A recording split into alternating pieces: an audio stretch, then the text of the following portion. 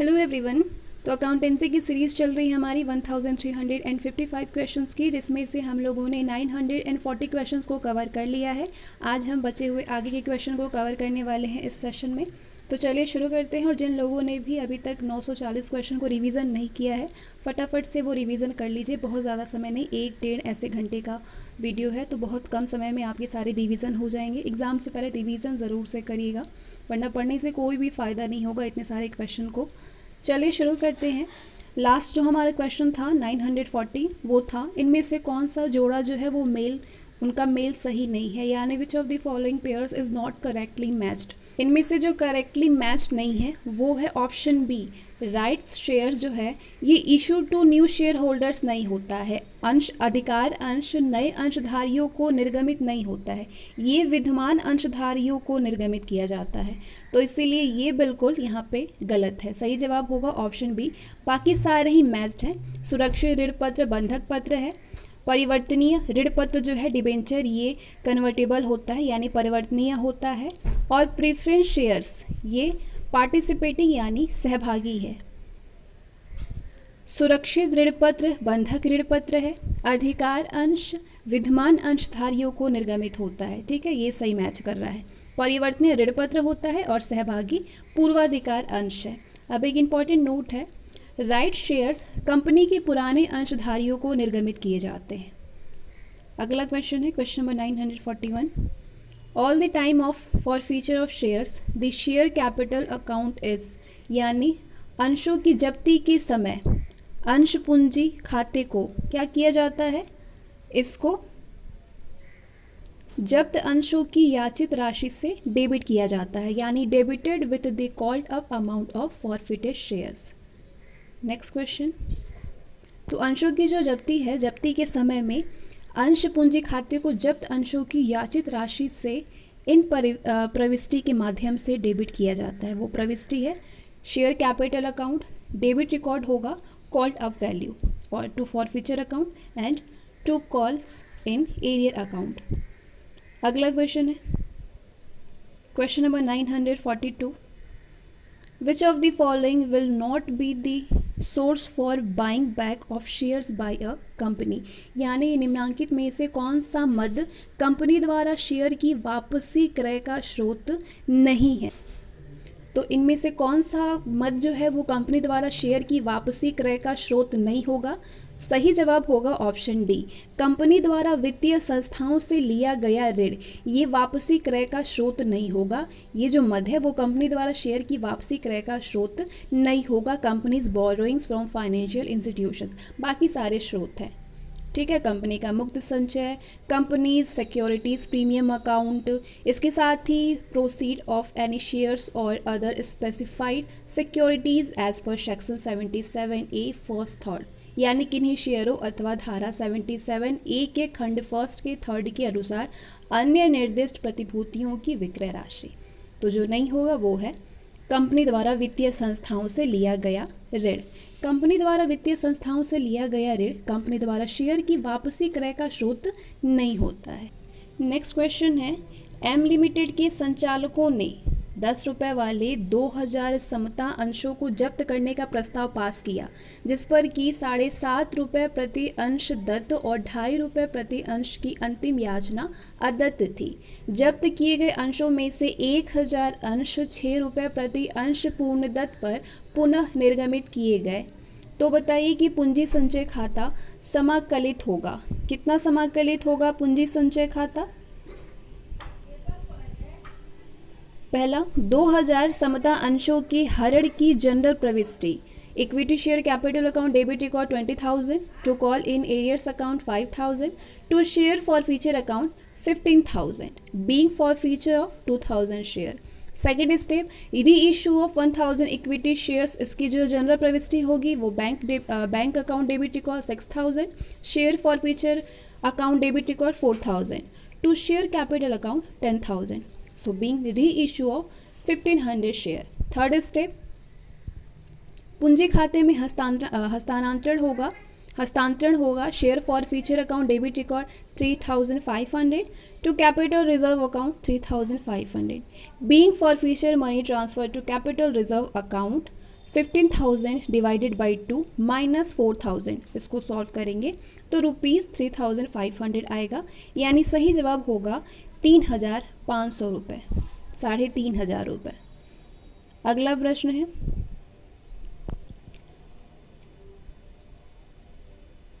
AB company limited ने 10 रुपये प्रत्येक, जिस पर 7 रुपये मांगे गए, 20 अंशों को जब्त कर लिया गया। उन अंशों पर C ने प्रार्थना तथा आवंटन पर 5 रुपये प्रति अंश का भुगतान किया था। इनमें से 15 अंशों का पुनर्निर्गमन D को 6 रुपये प्रति अंश पूर्ण चुकता रूप में किया गया, तो पूंजी संचय खाते में हस्तांतरित किए जाने वाली राशि क्या होगी? 15 रुपये होगी, 20 रुपये होगी, 75 रुपये होगी या फिर 100 रुपये होगी? तो प्रविष्टि देखिए पहले, अंशहरण पर जो ये निम्न प्रविष्टि होगी वो है share capital account 140 to share forfeited account 100, जितनी वैल्यू दी हुई है सबकी उस हिसाब से इसकी प्रविष्टि होगी। To share forfeited account 100, to call in arrears account 40, ठीक है। Bank account 90, share forfeited account 60, to share capital account 150। Third step share forfeited account 15 to capital reserve 15, तो कितना होगा? 15 आएगा, यानी 15 रुपये होगा। कैपिटल रिजर्व अकाउंट इस फॉर्मूले के ज़रिए भी आप कर सकते हैं, 100/20 इंटू 15 माइनस 16, इसको 60, इसको सॉल्व करेंगे तो 15 रुपये आएगा, तो 15 रुपये आपका आंसर होगा, ऑप्शन ए। अगला क्वेश्चन है, क्वेश्चन अगर समझ में नहीं आ रही है तो इसको पॉज करके भी आप समझिए, लेकिन समझिए ज़रूर, क्योंकि इसी तरीके के क्वेश्चन ज़्यादा पूछे जाते हैं। इस प्रकार की थ्योरी वाली चीज़ें बहुत कम होती है, ये प्रविष्टि वाले न्यूमेरिकल वाले क्वेश्चन ज़्यादा से ज़्यादा पूछे जाते हैं। Redeemable preference shares of ₹1 lakh are redeemed at par for which purpose fresh equity share of ₹80,000 are issued at a discount of 10%. The amount to be transferred to capital redemption reserve fund will be, यानी 1 लाख रुपए के विमोचनीय पूर्वाधिकारी अंशों को सम मूल्य पर विमोचन करने के लिए 80,000 रुपये के समता अंशों को 10% छूट पर निर्गमित किया गया। तो बताइए कि पूंजी भुगतान कोष में कितना हस्तांतरित होगा, कितने हस्तांतरित किए जाएंगे? इसको पॉज करिए और इसको सॉल्व करिए, बताइए कि कितने किए जाएंगे? 28,000, 20,000, 1 लाख या फिर 80,000 रुपये। विमोचन के लिए ध्यान से समझिए इसको, विमोचन के लिए समता एवं अंश से प्राप्त राशि है, कितना दी हुई थी? 80,000 दी थी, माइनस 10% है, तो यानी 80,000 में से इंटू करेंगे 10% को, इसको सॉल्व करेंगे 80,000 इंटू 10% को तो 8,000 आएगा, यानी 8,000 रुपये। अब इसमें से इसको माइनस कर देंगे तो 72,000 रुपये आएगा। तो पूंजी भुगतान कोष में हस्तांतरित राशि होगी 1 लाख दी हुई थी, 1 लाख में से माइनस करेंगे इसको जितना निकाले हैं और आपका आंसर आएगा 28,000 रुपये। सही जवाब होगा ऑप्शन बी, 28,000 रुपीज़। अगला क्वेश्चन है, at the time of forfeiture of shares the share capital account is, यानी अंशों की जब्ती के समय अंश पूंजी लेखा को क्या किया जाता है? अंश पूंजी लेखा को, अंश पूंजी लेखा को जब्त किए गए अंशों पर मांगी गई रकम से डेबिट किया जाता है, debited with the called up amount on forfeited shares. कभी कभी कंपनी अपने अंशों को अंकित मूल्य पर निर्गमित नहीं करती, ऐसी दशा में कंपनी द्वारा जितनी रकम मांगी जाती है उतने ही रकम से शेयर को जब्त करके दिखाते हैं।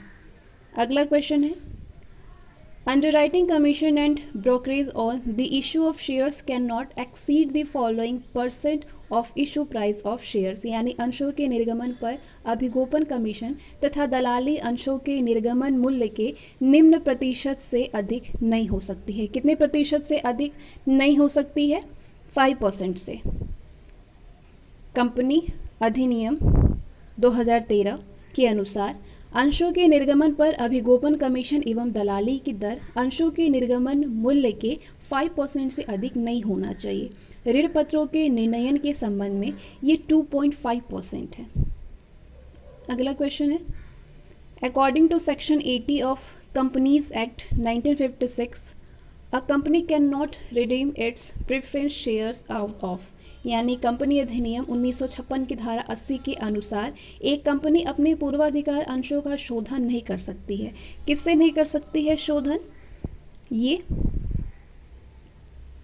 आयात लाभों में से या नए निर्गमन से प्राप्त राशि में से, आंशिक रूप से आयगत लाभ में से और आंशिक रूप से नए निर्गमन से प्राप्त राशि में से, इन तीनों में से कोई है क्या? तो आपका जवाब होगा नहीं। सही जवाब है out of sale proceeds of fixed assets, यानी स्थायी संपत्ति की बिक्री से प्राप्त राशि में से। कंपनी अधिनियम 1956 की धारा 80 जो कि संशोधित है कंपनी अधिनियम 2013 की धारा 55 के खंड 2 के अनुसार एक कंपनी अपने पूर्वाधिकार अंशों के शोधन स्थायी संपत्ति और बिक्री से प्राप्त धनराशि से नहीं कर सकती है। ठीक है, स्थायी संपत्ति की बिक्री से प्राप्त राशि में से। क्या पूछ रहा था? कंपनी अधिनियम 1956 की धारा 80 के अनुसार एक कंपनी अपने पूर्वाधिकार अंशों का शोधन नहीं कर सकती है, तो ये स्थायी संपत्ति की बिक्री से प्राप्त राशि में से नहीं कर सकती है। Match the column, list first है एंड लिस्ट सेकंड है। पहला है सरेंडर वैल्यू यानी संपूर्ण मूल्य। ये किससे संबंधित है? स्टॉक से संबंधित है, बीमा पॉलिसी से, अंशों का अंतरण से या फिर नेगोटिएबल इंस्ट्रूमेंट से। तो आपका जवाब होगा इस पे कि ये पराक्रम्य पत्र यानी नेगोटिएबल इंस्ट्रूमेंट से संबंधित है, संपूर्ण मूल्य। दूसरा, पहला ये मैच होगा। दूसरा, अंशधारियों का पागल हो जाना यानी इंसैनिटी ऑफ शेयर होल्डर्स, ये मैच करेगा बीमा पॉलिसी से। इसमें बीमा पॉलिसी होती है, इंश्योरेंस पॉलिसी। शेयर वारंट यानी अंश अधिपत्र, अंश अधिपत्र जो है ये स्टॉक होता है, इसके लिए स्टॉक है। और लास्ट फुल पे शेयर्स यानी पूर्णदत्त अंश, ट्रांसमिशन ऑफ शेयर यानी अंशों का अंतरण है। तो सही जवाब होगा चौथा, दूसरा, पहला और तीसरा। कहाँ पे है चौथा, दूसरा, पहला और तीसरा? Option D. संपूर्ण मूल्य पराक्रम पत्र, अंशधारियों का पागल हो जाना बीमा पॉलिसी इसके लिए होती है, अंश अधिपत्र स्टॉक और पूर्णदत्त अंश, अंशों का अंतरण। अगला क्वेश्चन है owners equity is decreased bye यानी स्वामियों के स्वत्व में कमी होती है। किसकी वजह से इसमें कमी होती है? तो आंसर होगा रिडक्शन ऑफ प्रेफरेंस शेयर्स यानी पूर्वाधिकार अंशों के विमोचन से। पूर्वाधिकार अंशों के विमोचन से स्वामियों के स्वत्व में कमी होती है, ध्यान रखिएगा। अगला प्रश्न है एक्स लिमिटेड ने 20 अंश प्रत्येक 10 रुपये का, जिन पर कि 6 रुपये प्रति अंश भुगतान हो चुका था, इसको जब्त कर लिया।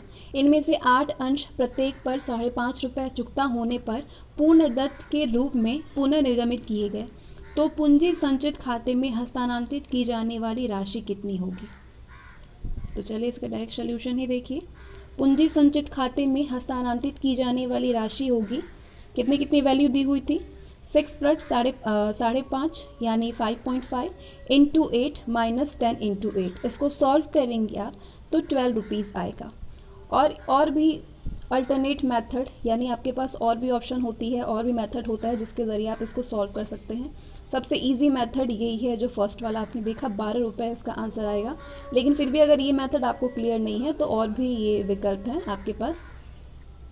जनरल प्रविष्टिस का करके देखिए। Share capital account debit record 200, to share forfeiture account 120, to unpaid calls account 80। So being share forfeited at the rate ₹10 each. अब बैंक अकाउंट से करेंगे तो bank account debit record 44, share forfeiture account debit record 36, to share capital account 80, being 8 share reissued, share forfeiture account debit record to capital reserve account, being balance of forfeiture transfer to CR account, credit record account. तो ये note है 120/20 into 8 minus 36 करेंगे तो ये 12 rupees answer आएगा। अगला प्रश्न है an act of giving up the title to the shares by an allottee in favor of his nominees either in full और in part is known as, यानी एक अंश आवंटी द्वारा अपने नामांकित व्यक्ति के पक्ष में पूर्ण या आंशिक अधिकार त्यागने के कार्य को क्या कहते हैं? तो इसको बोलते हैं असाइनमेंट ऑफ शेयर्स, अंशों का अभिहस्तांकन। एक अंश आवंटी द्वारा अपने नामांकित व्यक्ति के पक्ष में पूर्ण या आंशिक अधिकार त्यागने के कार्य को अंशों का अभिहस्तांकन कहते हैं। अगला क्वेश्चन है, unless otherwise stated preference share is always deemed to be, यानी यदि अन्यथा ना दिया हुआ हो तो एक पूर्वाधिकार अंश को सदैव माना जाता है। क्या माना जाता है इसको? Cumulative, non participating and non convertible, यानी संचयी, गैर भागी एवं अपरिवर्तनीय। पूर्वाधिकार अंश संचयी, गैर भागी एवं अपरिवर्तनीय होता है यदि अन्यथा ना दिया हो, यदि कंपनी के अंतर नियम में इसके विपरीत उल्लेख ना किया हो। अगला क्वेश्चन है, which one of the following statement is not true, निम्नलिखित में से कौन सा एक कथन सही नहीं है? इनमें से, इन चारों में से कौन सा एक कथन सही नहीं है? सारे स्टेटमेंट को पढ़िए। फर्स्ट है, कंपनी के अंशों एवं ऋण पत्रों दोनों को अधिकतम 10% बट्टा पर निर्गमित किया जा सकता है। दूसरा है, अंशों का आवंटन नहीं किया जा सकता है जब उस पर न्यूनतम अभिदान प्राप्त हो गया हो। तीसरा है, आय के बंटवारे के संबंध में पूर्वाधिकार अंशों को समता अंशों पर प्राथमिकता होती है। और चौथा है, कंपनी अपने ही समता अंशों का क्रय नहीं कर सकती। ठीक है, तो इनमें से कौन सा सही नहीं है? सही जवाब होगा ऑप्शन ए, ये सही नहीं है। Both shares are debentures of a company can be issued at a discount up to a maximum of 10%, यानी कंपनी के अंशों एवं ऋण पत्रों दोनों को अधिकतम 10% बट्टा पर निर्गमित किया जा सकता है। ये सही नहीं है, बाकी सारे स्टेटमेंट सही है। कंपनी केवल अपने पूर्व निर्गमित अंश जिनके निर्गमन को 1 साल पूरा हो गया हो, इसको ही 10% बट्टे पर निर्गमित कर सकती है, ऋण पत्रों को नहीं कर सकती है।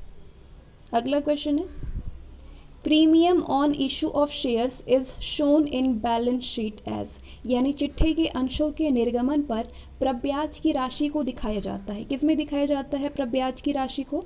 इसको लायबिलिटी यानी एक दायित्व के रूप में दिखाया जाता है।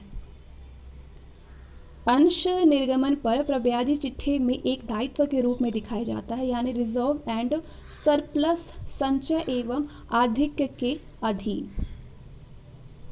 अगला क्वेश्चन है, profit on reissue of forfeited shares is transferred to, यानी जब्त अंशों के पुनर्निर्गमन पर लाभ को हस्तांतरित किया जाता है। किस में हस्तांतरित किया जाता है? कैपिटल रिजर्व अकाउंट में, यानी पूंजी संचय खाते में। जब्त अंशों के पुनर्निर्गमन पर लाभ को पूंजी संचय खाते में हस्तांतरित किया जाता है, यानी share forfeiture account debit record to capital account. अगला क्वेश्चन है,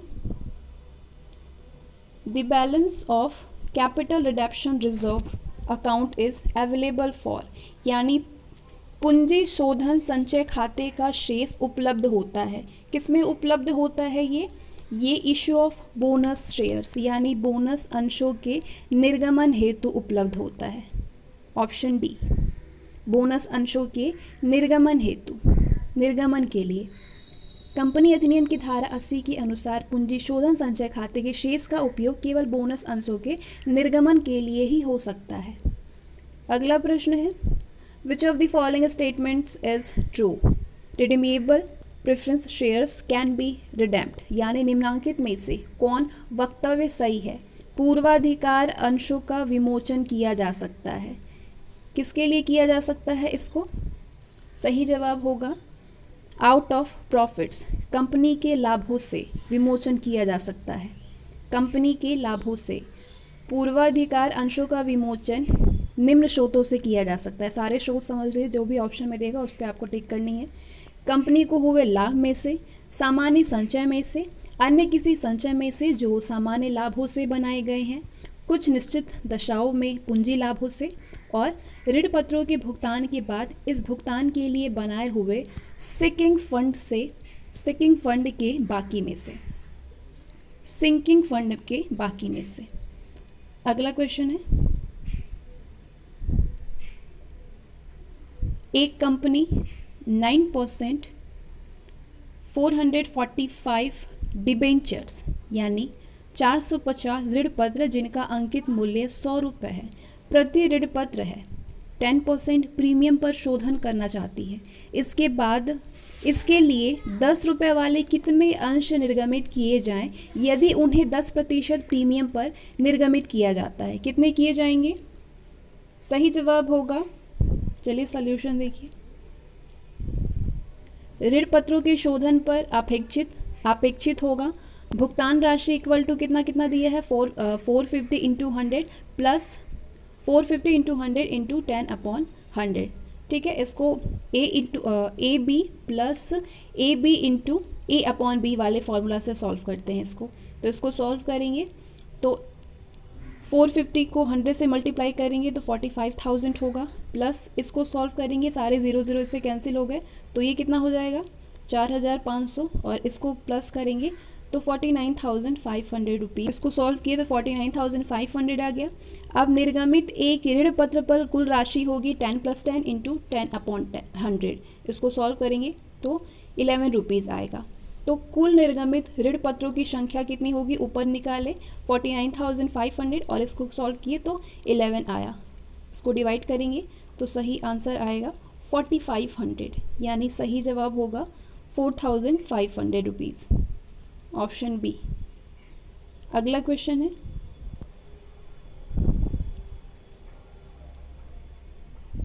₹10 मूल्य का एक अंश 10% बट्टे पर निर्गमित किया गया है और कुल राशि मांगी जा चुकी है। यदि अंतिम याचना की ₹2 की राशि का भुगतान न करने के कारण अंश को जब्त कर लिया जाए तो अंश पूंजी खाते को डेबिट किया जाएगा। अंश पूंजी खाते को किस में डेबिट किया जाएगा?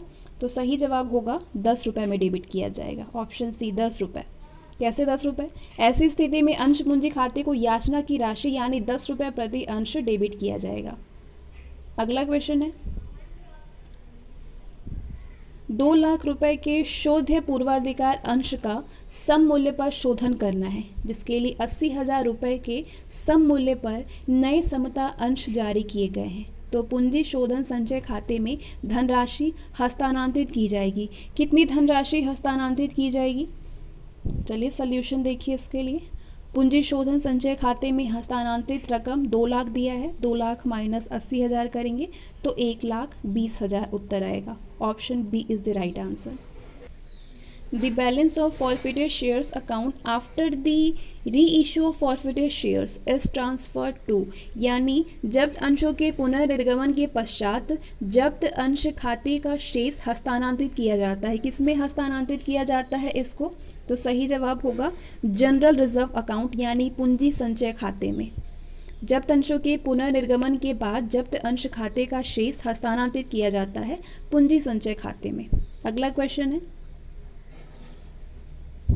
AB कंपनी लिमिटेड ने पूर्णदत्त ₹10 वाले 100 अंशों पर 800 रुपये का हरण किया। हरण किए गए अंशों में से 50 अंश ₹5 वाले पूर्णदत्त मूल्य का पुनर्निर्गमित किए गए। तो पूंजी संचय में हस्तांतरित राशि कितनी होगी? तो इसके लिए जो 100 अंशों के हरण की जनरल प्रविष्टि होगी वो ये होगी, share capital account debit record 1000, to call in arrears account 200, to share forfeiture account 800, being forfeiture of 100 share at the rate 10 fully paid up.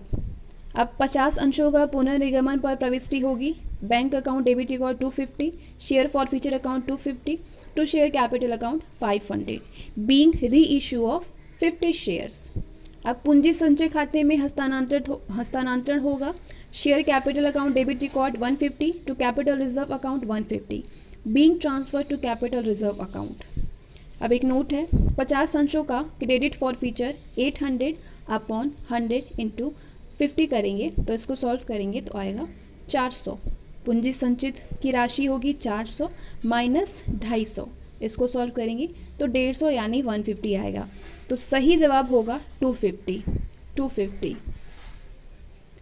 अगला क्वेश्चन है, अ कंपनी कैन री issue it's forfeited shares at a, यानी एक company अपने जब्त किए गए अंशों का पुनर्निर्गमन कर सकती है। किस पर ये पुनर्निर्गमन कर सकती है?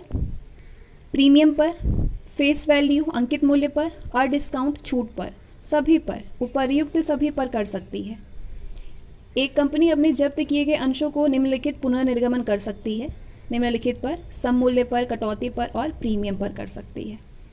अगला प्रश्न है, एक्स लिमिटेड ने 10 रुपये वाले पूर्ण याचित 30 अंशों को 3 रुपये प्रति अंश आवंटन राशि तथा 4 रुपये अंश याचना राशि का भुगतान न प्राप्त करने के कारण अपहरण कर लिया। इन अंशों को 8 रुपये प्रति अंश पूर्ण चुकता के आधार पर पुनर्निर्गमित कर दिया गया। तो पूंजी कोष खाते में हस्तांतरित राशि क्या होगी? पूंजी कोष खाते में 300 होगी, 60 रुपये होगी, 30 रुपये होगी या फिर 90 रुपये होगी? तो इसको समझिए। 10 रुपये वाले पूर्ण याचित 30 अंशों का मूल्य 300 रुपये के बराबर है। तो 30 अंशों पर प्राप्त आवंटन राशि 90 रुपये है। 30 अंशों पर पुनर्निर्गमन राशि कितनी होगी? 30 × 8 यानी 240 रुपीज़। पूंजी कोष में हस्तांतरित की जाने वाली राशि पूर्ण चुकता धनराशि का आधिक्य होता है। 30 अंशों पर प्राप्त आवंटन राशि एवं पुनर्निर्गमित राशि 90 + 240 यानी इसको ऐड करेंगे 330 रुपीज़। आधिक्य 330 रुपीज़ माइनस 300 यानी 30 रुपीज़ पूंजी कोष में हस्तांतरित होगा 30 रुपये। ऑप्शन सी 30 रुपये। अगला क्वेश्चन है,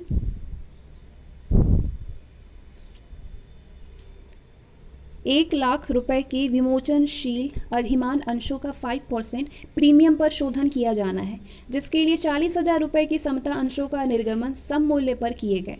तो पूंजी विमोचन कोष खाते में स्थानांतरित की जाने वाली राशि क्या होगी? 60,000 होगी, 1,05,000 रुपये होगी या फिर 40,000 होगी या फिर 0 होगी?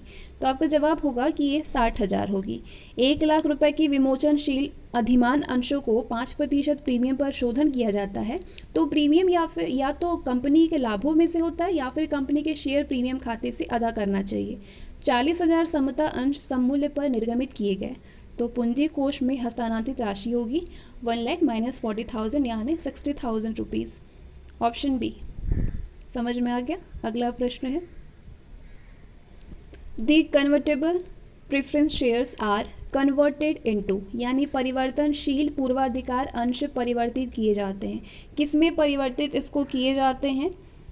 इक्विटी शेयर्स में, समता अंश में। परिवर्तनशील पूर्वाधिकार अंशों को समता अंश के रूप में परिवर्तित किया जाता है। एक्स लिमिटेड ने प्रत्येक 10 रुपये के मूल्य के 20 अंश, जिन पर 6 रुपये प्रति अंश का चुकता हो चुका था, इसका अपहरण किया।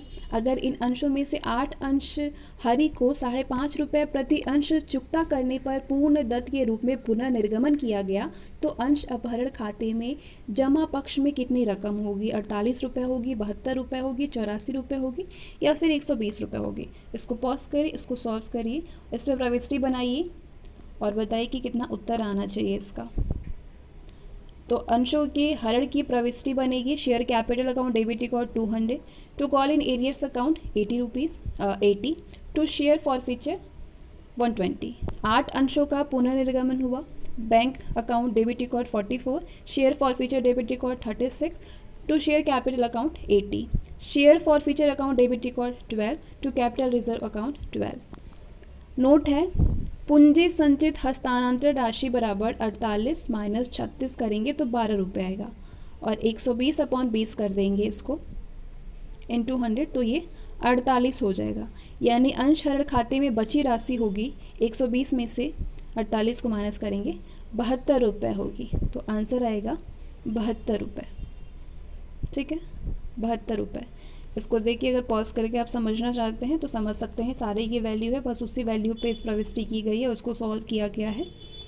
अगला क्वेश्चन है, share premium received by issuing shares can be used for, यानी अंशों के निर्गमन पर प्राप्त अंश प्रीमियम का उपयोग किया जा सकता है। किस में किया जा सकता है इसका उपयोग? इशू ऑफ बोनस शेयर्स में, बोनस अंशों के निर्गमन में। कंपनी अधिनियम 1956 की धारा 78 एवं कंपनी अधिनियम 2013 की धारा 52 के खंड 1 के अंतर्गत कंपनी अंश प्रीमियम को निम्न उद्देश्य के लिए प्रयोग कर सकती है। वो उद्देश्य है पूर्णदत्त बोनस अंशों के रूप में सदस्यों को निर्गमित करने के लिए, कंपनी के प्रारंभिक व्यय को अपलिखित करने के लिए, अंशों या फिर ऋण पत्रों को निर्गमन पर होने वाले व्ययों, कमीशन या बट्टे की रकम अपलिखित करने के लिए, और पूर्वाधिकार अंशों या फिर ऋण पत्रों के शोधन पर दी गई प्रीमियम के भुगतान के लिए। अगला क्वेश्चन है, preference shares can be reduced out of, यानी पूर्वाधिकार अंशों का शोधन किया जा सकता है। किस में से किया जा सकता है इसका शोधन? प्रॉफिट अवेलेबल फॉर डिवाइडेंड, यानी लाभांश हेतु उपलब्ध लाभों में से, process of a fresh issue of shares, यानी नए अंशों के निर्गमन से प्राप्त राशि में से। तो सही जवाब होगा कि इन दोनों में से, बोथ ए एंड बी। भारतीय कंपनी अधिनियम 1956 की धारा 80 जो कि संशोधित कंपनी अधिनियम 2013 में है, इसके अनुसार पूर्वाधिकार अंशों का शोधन नए अंशों के निर्गमन से प्राप्त धनराशि से हो सकता है। साथ ही उन लाभों से भी शोधन किया जा सकता है जो कि लाभांश देने के लिए उपलब्ध हैं। अगला क्वेश्चन है, The balance of forfeited shares account after their reissue of shares is transferred to, यानी जब्त किए गए अंशों के पुनर्निर्गमन के पश्चात अंशहरण खाते के शेष को हस्तांतरित किया जाता है। किसमें हस्तांतरित किया जाता है इसको? सही जवाब होगा कैपिटल रिजर्व अकाउंट में, पूंजी संचय खाते में। जब्त किए गए अंशों के पुनर्निर्गमन के बाद अंशहरण खाते का शेष जो है वो पूंजी का शेष होता है, इसलिए इसे पूंजी संचय खाता में हस्तांतरित किया जाता है। अगला क्वेश्चन है question number 972, capital redemption reserve account is available for, यानी पूंजी शोधन संचय खाता उपलब्ध होता है। किसमें ये उपलब्ध होता है?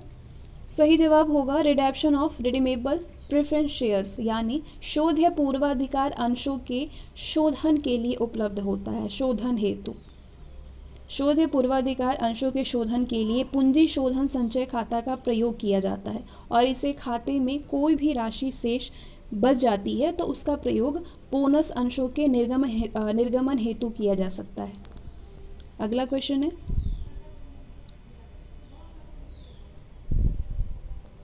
यदि 100 रुपये मूल्य का शेयर 5 रुपये बट्टे पर निर्गमित, जिस पर पूर्ण राशि मांगी जा चुकी हो, 20 रुपये अंतिम मांग का 20 रुपये अंतिम मांग का भुगतान न करने पर जब्त कर लिया जाए, तो अंश पूंजी खाते को डेबिट किया जाएगा। किसमें इसको डेबिट किया जाएगा? अंश पूंजी खाते को। तो राइट इसका आंसर होगा, इसके लिए आप एक प्रविष्टि बनाइए और आपका जवाब आएगा।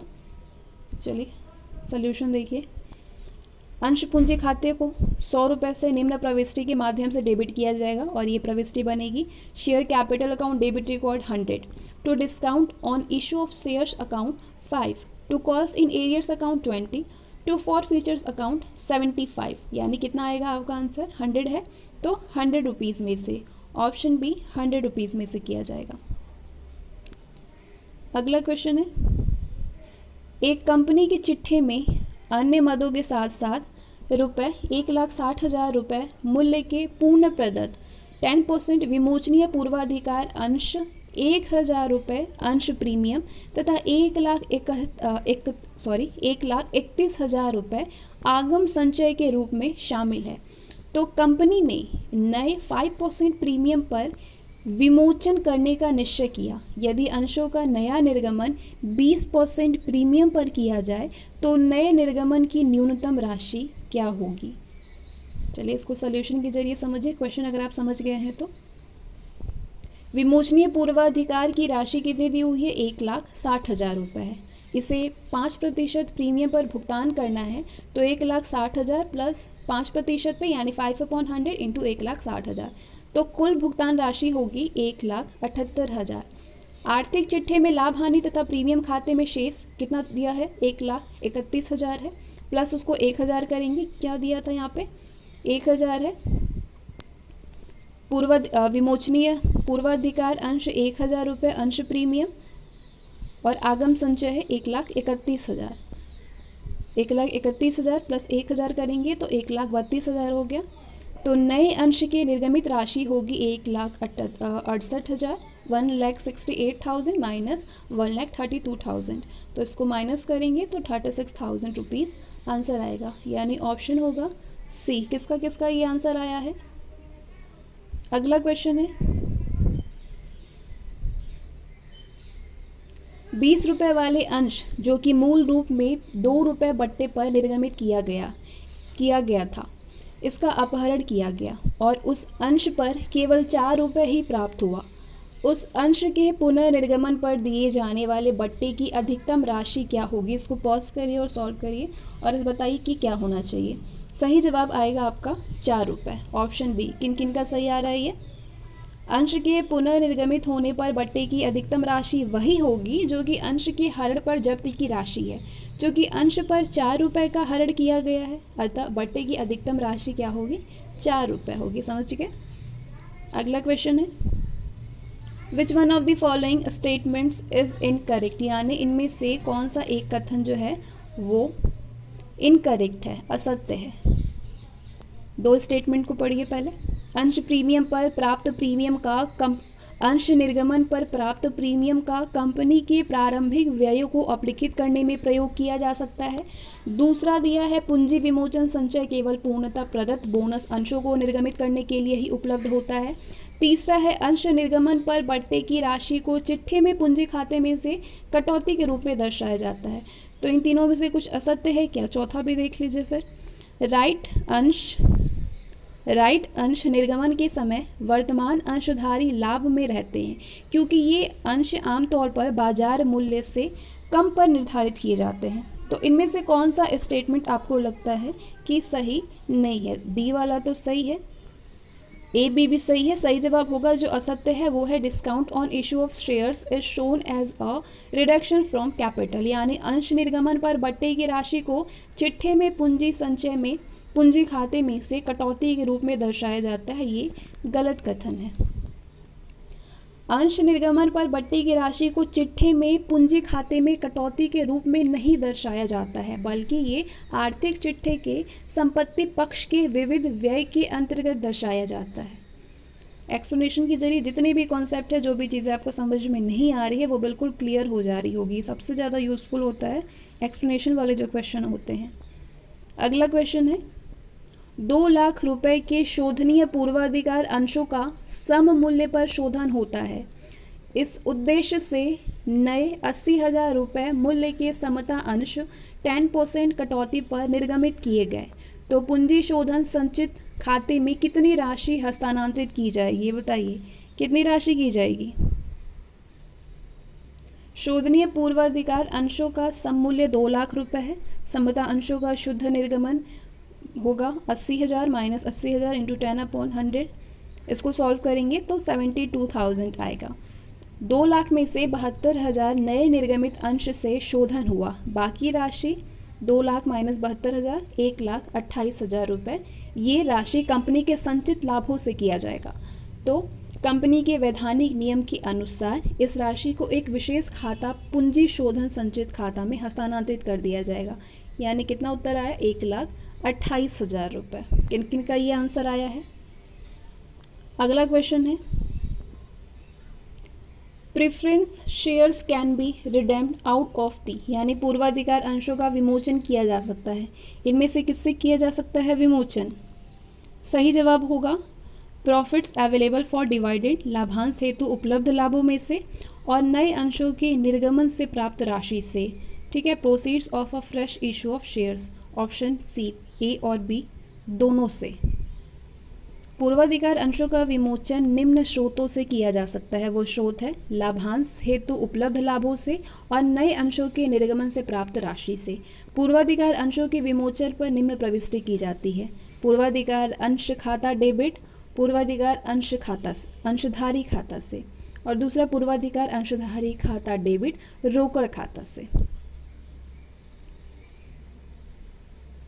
नेक्स्ट क्वेश्चन,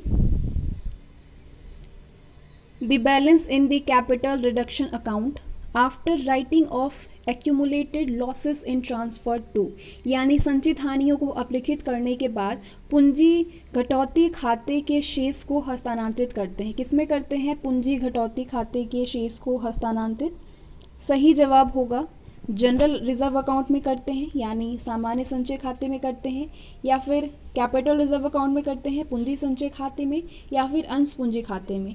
तो आपका जवाब होगा कि जनरल रिजर्व अकाउंट में। ऐसे क्वेश्चन कई बार पूछे जा चुके हैं सामान्य संचय खाते में। संचित हानियों को अपलिखित करने के बाद पूंजी घटौती खाते के शेष को सामान्य संचय खाते में निम्न प्रविष्टि के माध्यम से हस्तांतरित किया जाता है। Capital reduction account debit record to general reserve account. बढ़ते हैं आगे। अब जो आपको क्वेश्चन मिलने वाले हैं वो इस टॉपिक से रिलेटेड क्वेश्चन मिलेगा। Issue and redemption of debentures यानी ऋण पत्रों का निर्गमन एवं शोधन से संबंधित प्रश्न आपको मिलेंगे। अगर आपने सब्जेक्टिव और अच्छे से पढ़ा है सारी चीज़ों को, जनरल प्रिंसिपल अकाउंट और अकाउंटिंग को अच्छे से पढ़ा है, तो इस टॉपिक के क्वेश्चन को आप खुद से भी सॉल्व करेंगे। क्वेश्चन नंबर 980 है, डिबेंचर होल्डर्स आर यानी ऋण पत्रधारी होते हैं। ऋण पत्रधारी क्या होते हैं? ये क्रेडिटर्स होते हैं, लेनदार होते हैं। ऋण पत्रधारी कंपनी के लेनदार होते हैं। इनको कंपनी के प्रबंध में भाग नहीं मिलता है। ऋण पत्र धारण करने वाले को ऋण पत्रधारी कहते हैं। कंपनी अधिनियम की धारा 2 के खंड 12 के अनुसार ऋण पत्र में ऋण पत्र स्टॉक, बॉन्ड और कंपनी की अन्य प्रतिभूतियां सम्मिलित हैं, चाहे वो कंपनी के संपत्तियों पर प्रभार हो अथवा नहीं। अगला क्वेश्चन है, after redemption of debentures the balance of debenture redemption reserve account is transferred to यानी ऋण पत्रों के शोधन के पश्चात ऋण पत्र शोधन संचय खाते के शेष को हस्तांतरित किया जाता है। किसमें इसको हस्तांतरित किया जाता है? जनरल रिजर्व अकाउंट में, सामान्य संचय खाते में। ऋण पत्रों के शोधन के बाद ऋण पत्र शोधन संचय खाते यानी डिबेंचर रिडेप्शन रिजर्व अकाउंट शेष को जनरल रिजर्व अकाउंट में हस्तांतरित किया जाता है। और जनरल प्रविष्टि होती है debenture redemption reserve account debit record to general reserve account being the balance of debenture redemption reserve account transfer to general reserve account. अगला क्वेश्चन है, एक 10 रुपये वाले ऐसे अंश जिस पर की याचना की गई है और 6 रुपये का भुगतान किया गया है, यदि उसका हरण किया जाता है तो अंश पूंजी खाते को डेबिट किया जाना चाहिए। किस में डेबिट किया जाना चाहिए इसको? 8 रुपये, 10 रुपये, 6 रुपये या फिर 4 रुपये में? तो एक इसको एक्सप्लेनेशन के ज़रिए समझिए ताकि ज़रा टाइम वेस्ट ना हो। एक 10 रुपये वाले ऐसे अंश जिन पर की 8 रुपये की याचना की गई है और 6 रुपये का भुगतान किया गया है, यदि उसका हरण किया जाता है तो अंश पूंजी खाते को 8 रुपये से डेबिट किया जाना चाहिए। और जनरल प्रविष्टि इस प्रकार से होगी, share capital account debit record credit record. यहाँ पे डेबिट रिकॉर्ड लिखेंगे, यहाँ पे क्रेडिट रिकॉर्ड होगा। और 8 रुपये है share capital account debit record to share forfeiture account credit record 6 rupees to forfeiture share account credit record 2 rupees. So being forfeiture of shares. सही जवाब होगा 8 रुपये, ऑप्शन बी। अगला क्वेश्चन है, ए लिमिटेड ने एम के प्रति अंश ₹10 वाले पूर्ण याचित 500 अंश प्रथम मांग ₹2 एवं अंतिम मांग ₹2 के भुगतान न होने के कारण हरण कर लिए गए। इन अंशों में से 300 को प्रति अंश ₹9 पूर्ण दर पर पुनः जारी किया गया था, तो पूंजी संचय खाते में कितनी राशि अंतरित की जाएगी? चलिए सॉल्यूशन देखिए। सारे अगर डेटाज आपने समझ लिया तो इस तरीके से अंशों के हरण से संबंधित लेखे होंगे। Share capital account debit record 5000 to share first call account 1000 to share final call account 1000 to share forfeited account 3000 being for forfeited 500 shares. अंशों के पुनर्निर्गमन संबंधी लेखे होंगे। Bank account debit record 2700 share forfeited account debit record 300 to share capital account 3000 being reissue 300 share at the rate 9 fully paid. अब पूंजी संचय खाते में हस्तांतरण होगा। Share forfeited account debit record 1500 to capital reserve account 5000 being transfer of balance of forfeited share account to capital reserve. अब एक note है, कैपिटल रिजर्व ट्रांसफर अमाउंट होगा। अगर इसको सॉल्व करते हैं आप इस तरीके से तो 3000 इंटू 300 अपॉन 500 माइनस 300 इसको सॉल्व करेंगे तो 1500 आएगा, यानी आपका जवाब जो है वो 1500 रुपये आना चाहिए, ऑप्शन सी। अगला क्वेश्चन है, discount allowed on reissue of forfeited shares is debited to, यानी अपरिवर्तित अंशों के पुनः निर्गमन पर दी गई छूट को डेबिट किया जाता है। किसमें इसको डेबिट किया जाता है?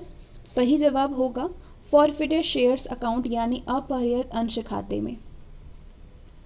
अपरिवर्तित अंशों यानी फॉरफिटेड शेयर्स के पुनः निर्गमन पर दी गई छूट को अंशहरण खाता यानी फॉरफिटेड शेयर अकाउंट में डेबिट किया जाता है।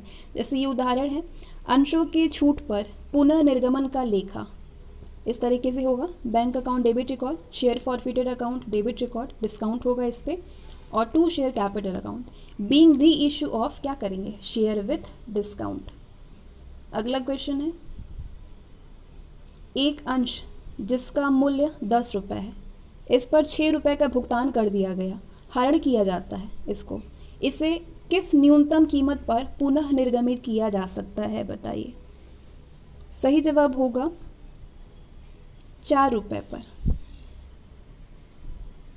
एक 10 रुपये के अंश को जिस पर कि 6 रुपये दिए गए थे जब्त कर लिया गया। इस अवस्था में शेयर फॉरफीचर अकाउंट में 6 रुपये के बराबर का लाभ है, और यदि इस शेयर को पुनः निर्गमित किया जाए तो इस अवस्था में इसे न्यूनतम 4 रुपये पर निर्गमित किया जा सकता है, क्योंकि शेयर की जब्ती पर हुए लाभ के बराबर तक पुनः निर्गमन हानि को अपघटित कर सकते हैं।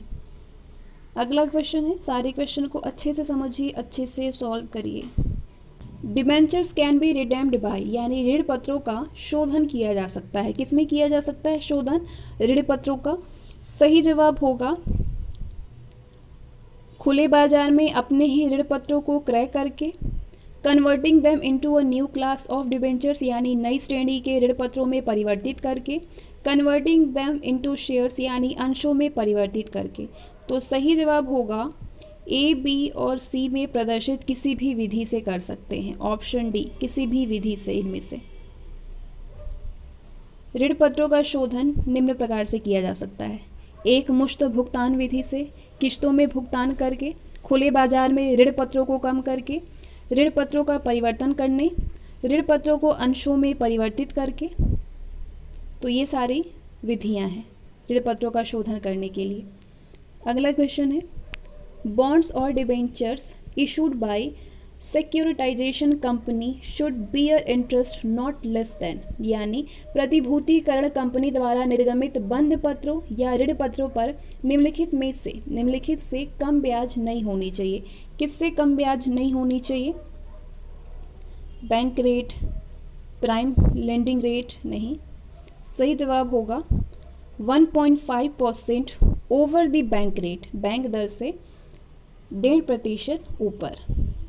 प्रतिभूति कंपनी द्वारा प्रतिभूतिकरण कंपनी के द्वारा निर्गमित बंध पत्रों या फिर ऋण पत्रों पर दिया जाने वाला ब्याज बैंक दर से बैंक रेट से 1.5% अधिक होनी चाहिए। अगला क्वेश्चन है, एक्स लिमिटेड ने 95,000 रुपीज़ की मशीनें खरीदने के लिए 100 रुपीज़ वाले ऋण पत्रों पर 5% डिस्काउंट यानी कटौती पर निर्गमित किए, उसके द्वारा निर्गमित अंशों की संख्या कितनी होगी? इसके लिए आपको सारी वैल्यूज़ देख लिया आपने। कॉस्ट ऑफ मशीन कितना दिया है? 95,000। पर डिवेंचर वैल्यू 100 है। डिस्काउंट ऑन डिवेंचर भी कितना डिस्काउंट है, कटौती है 5% का है। अब फाइंड आउट, क्या फाइंड आउट करनी है आपको? Number of issue of debentures. तो present value of debenture after discount कितना? 100 माइनस 100 इंटू 5% पे इसको सॉल्व करेंगे 95 rupees. So number of issue of debenture होगा कॉस्ट ऑफ मशीन अपॉन पर डिबेंचर वैल्यू। कितना निकला? कॉस्ट ऑफ मशीन कितना दिया है? 95,000 और पर डिबेंचर वैल्यू 95 निकला। इसको सॉल्व करेंगे 1000 डिबेंचर होगा, यानी कितनी निकलेगी? 1000 निकलेगी, ऑप्शन डी। अगला क्वेश्चन है, यदि एक कंपनी अपने 1000 रुपये के ऋण पत्र को बाजार से 975 रुपये में खरीद लिया तो 25 रुपये के अंतर को माना जाएगा। 25 रुपये के अंतर को क्या माना जाएगा? ऋण पत्र के शोधन पर लाभ माना जाएगा।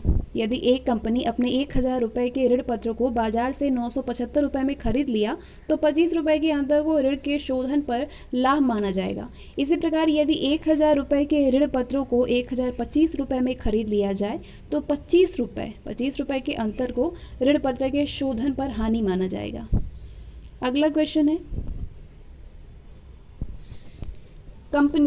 एक कंपनी ने 100 रुपये में प्रत्येक मूल्य वाले 7/2% ऋण पत्र 1 लाख रुपये मूल्य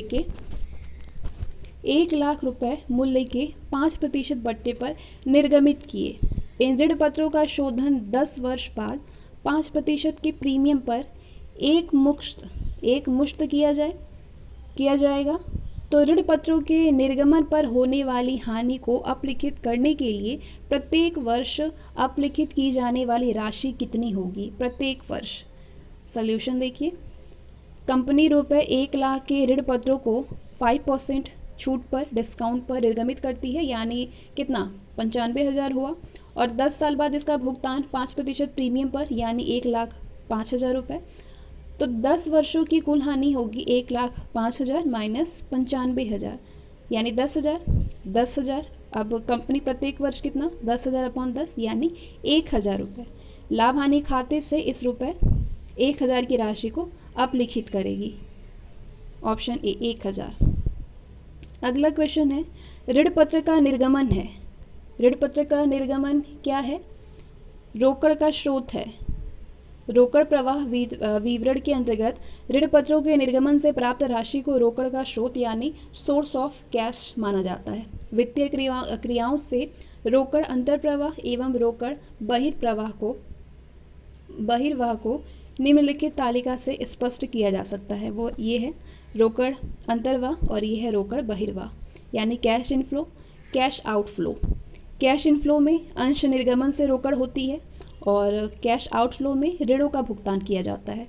इसमें ऋण पत्रों के निर्गमन से रोकड़ होता है और रोकड़ बहिर्वाह में अधिमान अंशों का शोधन होता है।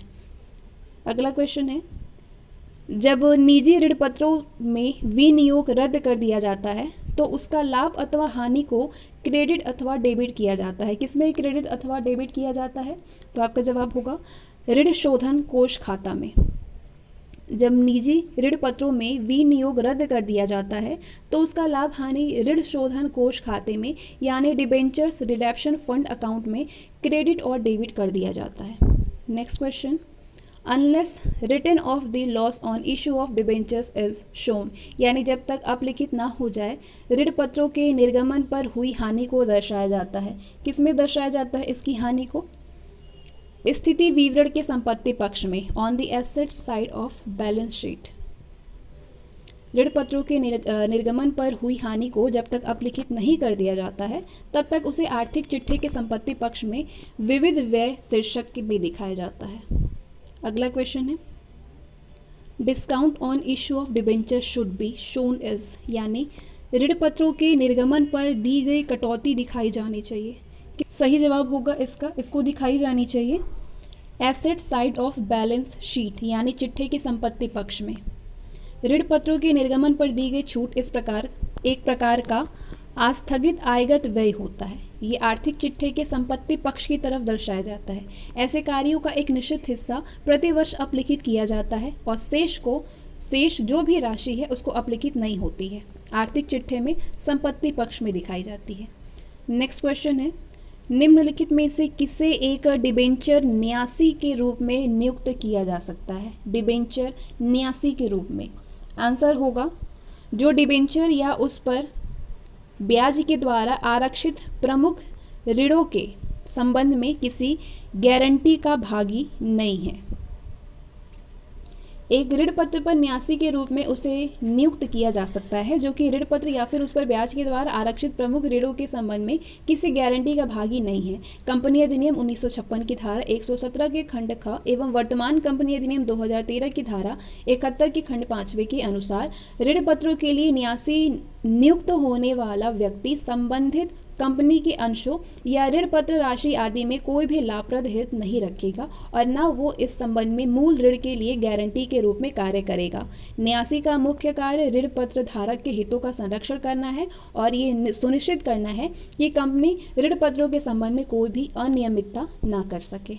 अगला क्वेश्चन है, यदि ₹3,50,000 की शुद्ध संपत्ति के बदले में ₹3,25,000 मूल्य के ऋण पत्र निर्गमित किए गए तो शेष ₹25,000 क्रेडिट किया जाएगा। किसमें क्रेडिट किया जाएगा ये शेष बची हुई धनराशि? तो आपका जवाब होगा ये पूंजी संचय खाता में। यदि ₹3,50,000 मूल्य की शुद्ध संपत्ति के बदले में ₹3,25,000 मूल्य के ऋण पत्र निर्गमित किए गए हैं तो शेष जो 25,000 है उसको पूंजी संचय खाते में क्रेडिट किया जाएगा, यानी capital reserve account equal to net asset minus debenture. इसको सॉल्व करेंगे वैल्यू पुट करके तो ₹25,000 आएगा। अगला प्रश्न है, कंपनी ने ₹1,000 का ऋण पत्र ₹980 में खरीदा तो ₹20 के अंतर को माना जाएगा। ₹20 के अंतर को क्या माना जाएगा? इसको ऋण पत्र शोधन पर लाभ माना जाएगा, ऋण पत्र शोधन पर हानि मानी जाएगी या फिर ख्याति मानी जाएगी? इनमें से तो कोई भी नहीं मानी जाएगी। Option D is the right answer, इनमें से कोई नहीं है।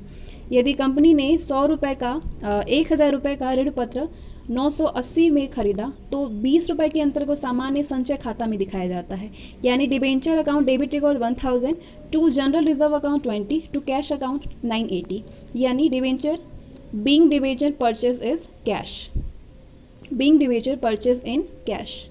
अगला क्वेश्चन है, यदि विक्रेताओं को ₹1,20,000 की शुद्ध संपत्तियों के प्रतिफल के बदले ₹1,00,000 के ऋण पत्र निर्गमित किए जाते हैं तो शेष ₹20,000 क्रेडिट किया जाएगा। किसमें ये बची हुई धनराशि क्रेडिट किया जाएगा? सही जवाब होगा जनरल रिजर्व अकाउंट में, सामान्य संचित खाता में। पूंजी संचित खाते को निम्न प्रविष्टि से क्रेडिट किया जाता है। वो प्रविष्टि है net asset account debit record 1,20,000 to debentures account 1 lakh to capital reserve कितना 20,000। अगला क्वेश्चन है, ये एक डिबेंचर जिसके लिए कंपनी कोई रिकॉर्ड नहीं रखती और जिसे कि बगैर किसी औपचारिक सूचना के हस्तांतरित किया जा सकता है, वो क्या है? तो ये है बियरर डिबेंचर है। ऑप्शन सी बियरर डिबेंचर एक ऐसा ऋण पत्र जिसके लिए कंपनी द्वारा कोई रिकॉर्ड नहीं रखा जाता और उसे बिना किसी औपचारिक सूचना किसी दूसरे व्यक्ति को हस्तांतरित किया जा सकता है। साथ ही इसे प्रस्तुत करने वाला व्यक्ति ब्याज भी प्राप्त करता है। वाहक ऋण पत्र यानी बियरर डिबेंचर्स कहलाता है। इसका धारक ही इसका वास्तविक स्वामी होता है। इसके हस्तांतरण पर संबंधित पक्षकार को मुद्रांक शुल्क यानी स्टैंप ड्यूटी का भुगतान भी नहीं करना पड़ता है। अगला क्वेश्चन है और इस सेशन का ये लास्ट क्वेश्चन होगा 1000। निम्नलिखित में से कौन डिबेंचरों का लक्षण नहीं है? इनमें से कौन सा डिबेंचर का लक्षण नहीं है?